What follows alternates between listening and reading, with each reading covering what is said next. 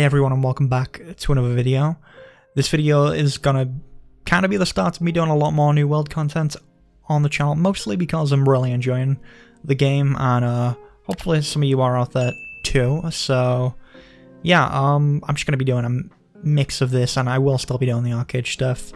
But in this video, we're gonna be going over kind of the start of the game, stuff you might need to know, and it's gonna be some general post commentary on me doing the first 10 or so levels up until you join a faction, and then talking a little bit about factions and some of the other systems in the game. So hopefully you all enjoy.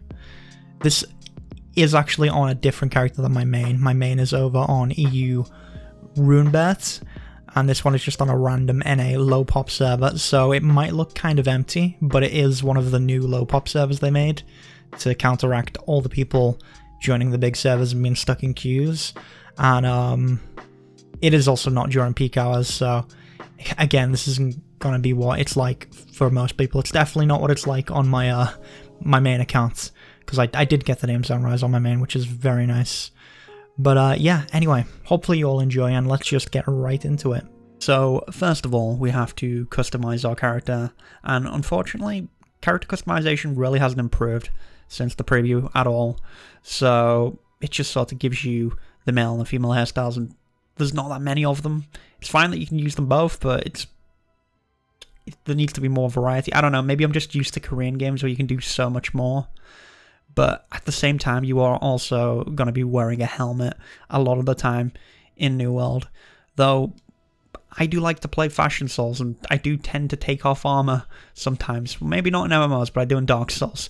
So I don't know if I'll end up doing it in New World, who knows. But anyway, you just get to choose your hair, a beard, and then some face, like a small list of face features and some scars that you can't even really rotate or move around on the face. They're just static scars. So it is what it is. And after you're done customizing and naming your character, I will also say names are also global. Like I think only one person can have a name in the game. So I luckily got Zanrise on my main. But I think if you got Zanrise on one server, you can't have it on another, which is interesting, but it does mean no one can take your name, which is kind of cool.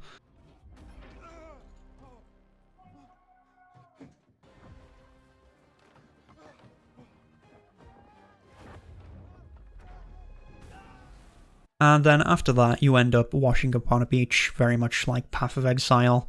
You talk to a guy and then he just dies on the spot. Or if you don't want to do this tutorial section, what you can do is you can just press escape, go to the game menu, and then there's a button that says skip to New World. Just click that and it will skip the whole tutorial. So if you've seen the previews, played the beta, you know how the game controls, you're not missing out on it. And if you just press the skip button, just get right into the game and you can start properly playing. And this is where the real game begins. So you're in, you'll have a camp in front of you. You will spawn in one of 3 zones. It's either going to be in Monarch's Bluff, First Light, or Windsward. Windsward? I think that's the name of it. But I don't know how they actually decide where you spawn. It might just be on how populated each starting area is, or each zone is. But it seems to just randomly throw you in one of these 3 zones when you first start. So in this example, I actually started in Monarch's Bluff, but on my actual main, I started over in First Light, which is the very southeast of the map, while Monarch's Bluff is to the northwest of that. This isn't too big of a deal. I guess it's just a little annoying if you want to start with friends, because you're going to be potentially starting in different zones, though you do eventually meet up once you do some of the story quests. You'll get to that point. It doesn't take too long either. But it's like a minor issue. But anyway, now that you're in the world, you can head on over to the quest giver, and you'll get yourself a pair of boots, as well as a level. And then we get to take our first look at the attribute system, which is where you'll get a couple of points to throw into either strength, dexterity, intelligence, focus, and constitution. And each of these weapons have attributes that are associated with them. So if you go into strength, you'll do more damage with great axes and stuff along those lines. And for constitution, the more you put into there, the more health that you'll get. As well as scaling with the weapons, they also have other bonuses. You'll see there's like little circles below each of the attributes along a line. Along those, so I think it's like every 100 points or maybe 50 points, you'll get a bonus on top. So some of these can be like crafting or like cutting trees down faster. I think there's a chance that you can cut down a tree with one hit or mine something with one hit, depending on which of the attributes you go all the way down. But I've yet to max out one of these just yet. And you can also respec up until level 20, after which you have to pay a small amount of gold, which I assume probably goes up the higher level you get. But yeah, for the first 20 levels, I'd say just experiment, see what you like, mess around a bit more, unless you have a build that you already know you're going into. I'm not really covering any builds in this, but if you've got a build you want to go into and you just want to min-max on that, you can do. Otherwise, I'd say have fun, experiment, see what you really want to mess around with, and then you can also just respec whenever you want. So I believe it is the actual like gold in game and not the Azov, which is a different currency, which I think you use to respec on weapon mastery, which we will get to in a bit. Anyway, now that you're done with the attributes, you just want to go off and kill a few drowned. And there's also some chests and stuff lying around that you can pick up, which I'd say are well worth picking up, because you can carry quite a large amount. There is an encumbrance system, so if you pick up a certain amount of weight, you will have to drop stuff, but you're probably not going to run into that issue very early on. You'll probably end up running into it when you start actually skinning animals, which is something it teaches us in a moment. As we get back to camp, it'll tell you to make a flint skinning knife. You can also make other flint tools at this point, though they will give them to you later on down the quest line. Though, if you've been picking up grass and, well, been the bushes and flint along the way, I'd say it's well worth just making the tools now, and you can just gather a bunch of stuff along the way to the first settlement, because that will actually help you do one of the quests later on a little faster. But yeah, once we've got our flint skinning knife, we just have to go kill a boar and skin it. And it's honestly worth killing it. Well, I mean, you can kill a few of these, or you can just wait till later on. But it's nice to actually just get the skin and skill up, and also get a bunch of raw hide and meat, because you can use this to cook food, and there is a quest later on that you're going to need raw hide for. And beyond that, you just need raw hide for a lot of things anyway, so it's nice to have a surplus of it. It does take up quite a bit of weight though. And as you can see here, I've been using this great axe that I picked up at a chest. I actually just got a weapon mastery point, which means I can experiment and throw this into one of the skills. And there's 2 different trees that you can go down in all of the weapons, and they've got different passives and stuff. And you can mix and match if you want. And I believe up until, I think it's level 10 in weapon mastery, I think you get free respecs. And then after that, you have to pay a sum of Azov, which is a currency you'll get for doing some of the story quests, or I think there's also like these rifts that open up, these corruption portals that open up that you can close, and you'll get a bunch from that as well. There's a few other ways you can get it, like you can actually infuse tools so they get a bit of Azov every time you gather, but that comes a little later on. And now that we've killed a few boars, we're going to head back over to the camp, because we need to cook some light rations for the next quest anyway. So we're going to make a few of these, just because they're very handy to have. You can then slot them into your consumable slots. You actually have 4 of these. Some of them unlock at a later level. But these will bring your health back, and some of the foods will give you other bonuses, as well as being well fed, so you get more max health. So they're just really nice to have, and they make it very difficult to die very early on in New World. Maybe later on, if you're not as prepared, you can die in some of the later level zones, like the 25 plus stuff. But before that, it's very difficult to die. A lot of the time, you can just stand in an enemy's face and just left click over and over again, because it's not super challenging. Even in the first dungeon, it's not too bad unless you're vastly underleveled for it. But the next few quests will just send us around searching the shipwrecks for records and remnants, and after that we're then sent off to a cave full of corruption, and this is where you'll see the corruption resistance bar. And this is something that once this depletes, you'll actually take a lump of damage, so you want to avoid stepping in the corrupted stuff or being affected by corruption too much, There are ways later on to be a bit more resistant to this. You can also use potions that will help you deal with the effects of corruption. But again, this is kind of just introducing it to you. It's not something you're going to have to deal with until much later on. And after we're done with this quest in the cave and we've gone back to camp, we're then sent off to the nearby settlement, which is where all the players will congregate.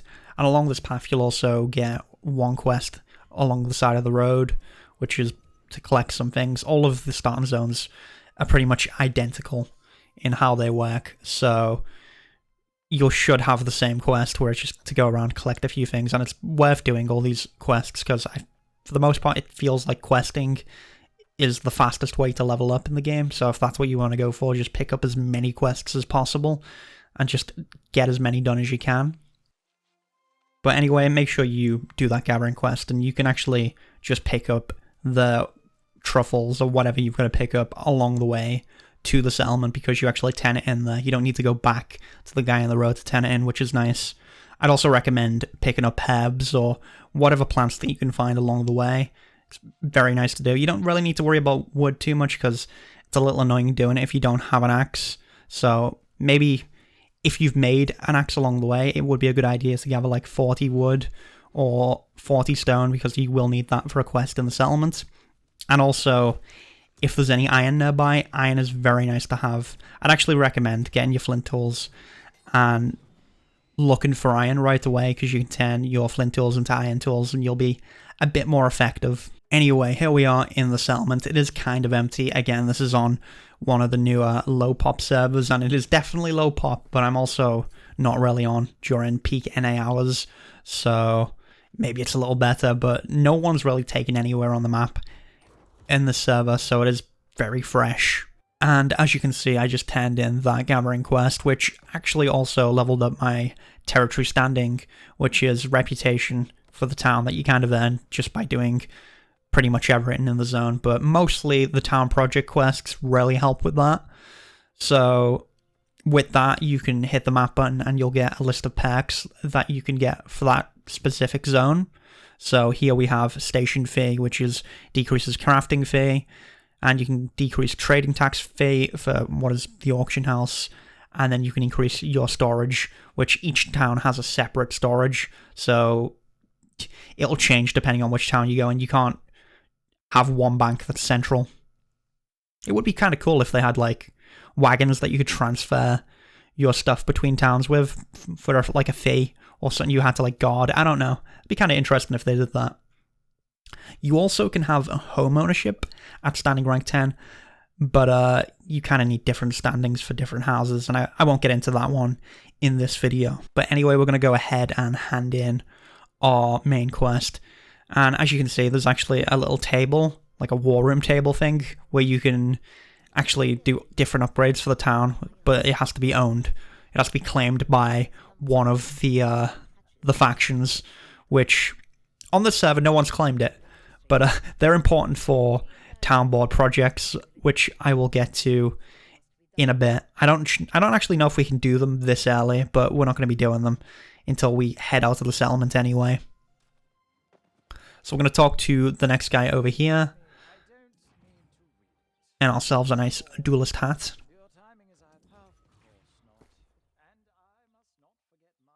We'll pop that on, very fancy, very nice. And then we'll have to talk to the innkeeper, and this is where we'll set our essentially half-stone, which has an hour cooldown. Which, the way halves work in this game, they actually rip you apart atom by atom, and your character screams in pain, which is interesting. But, yeah. Then we talk to the next guy, we talk to the guy again, get ourselves a flint axe, and at this point, if you've already made flint tools, it's kind of useless, but it's, you know, it is what it is. It's another flint tool. If you already made one earlier on, you can just trash it. You can actually salvage stuff by holding down S and left-clicking on an item, and that will give you repair kits, which are very useful for fixing gear later on, so it's worth doing it on gear that you don't need or you don't really care about. Anyway, for the next quest, it sends us on over to check out the trading post and the storage shed, which are important parts of town, and the trading post is this stall-looking thing here, and that's basically your auction house, and then your storage shed is what I spoke about earlier. It's just your bank for each town. And again, each one is different. And of course, as you saw earlier, you can increase the amount of weight that the storage shed can take. So what I've found myself doing is settling down in a zone that I like. So in my case, it's Everfall because I like the look of the zone and it's kind of central. I think a lot of people have settled down there. And Windsward is also a really good option, I think. You can fast travel between settlements that you've visited before. The one issue is it'll cost more the further you're traveling and the more you're carrying, so you can't just fast travel with all the stuff from your shed. And you definitely can't fast travel while encumbered, I don't think. What you could do is you could set your inn to wherever you want to move stuff and then fast travel over, or fast travel over to the zone where you want to move stuff from and recall back, and that'll probably cost a lot less, but you do still have to wait on the hour cooldown with that. Houses also actually have a separate recall as well, so you could use both the recall from the innkeeper and your house to move a bunch of stuff if you really want to. But that isn't going to be until a little later on in the game, because houses you need a high standing to get, and they're also kind of expensive, at least early on. But anyway, back to the questing. So we're going to go back up, turn this quest in. We actually go up to standing level 3 here, which I will get to in a second. What I do want to check is whether or not we can use the town project board just yet, because I never really tried it this early on, and we can use it. So there's only a few quests available here because projects haven't been started in the town, but for the upkeep, there's a few quests we can pick up, and each of these zones will have a different board in their settlement, and you want to pick up all of the quests on this board, just because they're kind of easy to do for the most part. There's ones that are crafting involved, there's ones that are just kill mobs, and it's stuff like kill chickens or turkeys or wolves or something along those lines, and you can actually complete these in any of the zones. So if you pick up one to kill wolves over in Everfall, you can complete it in Monarch's Bluff. So if you have multiple of kill wolves in different zones or from the same project board, you can complete these all at once, and it will get you a bunch of XP and a bunch of reputation. So it's nice to actually get these whenever you can. I'm not sure if there's actually a cap on how many quests you can have at once, but I've found myself picking up at least 30 town project board quests and just completing them in different zones as I go along. It's really helped me level up a bit faster and also get the standing that I want in places like Everfall. In this case, we have a quest to kill 10 wolves and cook 20 light rations, which later on, light rations are very easy to get, and killing 10 wolves isn't going to be too much of a problem. There's one for tadpoles, but that's for fishing, I'm pretty sure, so I'm going to skip over that one for now. Now, as for our next main quest, you'll notice we need to gather 40 stone and gather 40 wood. Now, if you made the flint tools earlier on, you could have gathered these along the road and brought them into the settlements. We also need the 16 rawhide, which is very easy to get. So, I mean, you could just do that by doing the project board quest to kill wolves, or you could have collected stuff along the way. But if you have the stuff, you can hand this quest in right away. In my case, I didn't make the flint tools early on in this example, so I'm going to go out and grab all this stuff. But in the case that you did make the flint tools early on, you can look out for iron, which is this clump of rocks here you can see me mining. If you can find that along the road, you can go straight to the workbench when you get into town, and you can make yourself some iron tools. Though I think you'll need quite a bit of iron. I think it's more than these 3 clumps of iron that I've got here to make a full set. But it is worth doing to make yourself a little more efficient right away. Alright, and now that we've gathered all the stuff we need, we move on to the next stage of the quest, which is to craft 10 timber, 10 stone blocks, and 4 coarse leather. So we're going to head into town, go over to the wood shop, do a quick craft. You can just press escape and or click, and it'll quickly skip through all the stuff that you've crafted. The game doesn't really waste time with crafting, which is very nice, because some of the games make you sit there and craft away. But you can craft everything at once here, which is nice. And if you ever have any trouble finding any of the stations in a settlement, you can just hit the map button, scroll in to the town, and you'll be able to see all of the different stations marked as icons on the map. Alright, and now we're going to go head over and hand this quest in. And I did actually finish my wolf quest along the way. So I can come up to the project board here, left click on that, and I'll get some XP and some territory standing, which is really nice. And you'll see I have a quest to go gather some green wood over there as well as a quest to make some iron ornaments, which we can do at the forge or the anvil. But we won't do that for now, because I might actually have the iron already from what I collected, though I would have to give up on making iron tools. Anyway, let's go and hand the main quest. As you can see, I've got the standard 4 now, and we've also got a level up as well, so we're going to just throw that in, get some XP gain, which is really nice. And we'll go ahead and get on next quest. And for the next quest, we get given a box full of iron and rawhide to make ourselves some iron ingots over at the smelter, so we're going to go craft those. And once we're done with those, we go over to the forge and make ourselves an iron longsword. You'll also notice I can make the iron ornaments there as well, but I do need a little bit more wood. So once I've got that and I've thrown that in, that's a bunch more XP as well, which is nice. And then we get ourselves our first green, which is the longsword, which I'm not going to use because I want to stick with my great axe and my big hammer, because that's what I'm all about. And then we're going to go along and pick up our next quest, which teaches us a bit about camps and sends us off to kill a bunch of wolves while discovering a couple of locations. Now, camps work by pressing Y as the default hotkey, and you need 5 wood and 1 flint. Unfortunately, I have neither, because for some reason I just hadn't been picking that up. Flint you can kind of find as little rocks on the floor. Usually around boulders is a good place to find flint. But make sure you've been picking those up, because they're not hard to get. But apparently I'm kind of blind, or this just isn't a very good area at the moment. You can also use these camps to sit down and rest, to regen health. You can even cook food at them, and they also count as a spawn point, so if you die, you can go back to your camp instead of all the way back to a settlement. Also, if you can't be bothered setting up your own camp, you can just bind yourself to someone else's camp by holding E on it. And if you want to unbind from a camp to set up a new one elsewhere, you just hold Y, and that'll destroy your old camp. Or unbind from someone else's camp, and you can place a new one elsewhere. Now, for this quest, I think we do actually need to make a camp to properly finish it, but we can move between each of the areas and kill wolves for now without actually putting down the camp, so I'll just move around and look for flint while I kill wolves. And as you can see, I've just killed the first 5 wolves, and I can move to the next zone, but it still wants me to set up that camp. I'm not sure if it's like an optional objective. I'm going to assume I need to do it, but there's some rocks over here, so if we head over here, yeah, there's a bit of flint that we can just pick up off the floor. There's usually a bit more than that.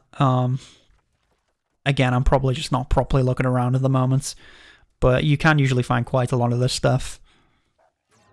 So we're going to take this back and head on over to our camp, just hold E on it, and we can set it up properly.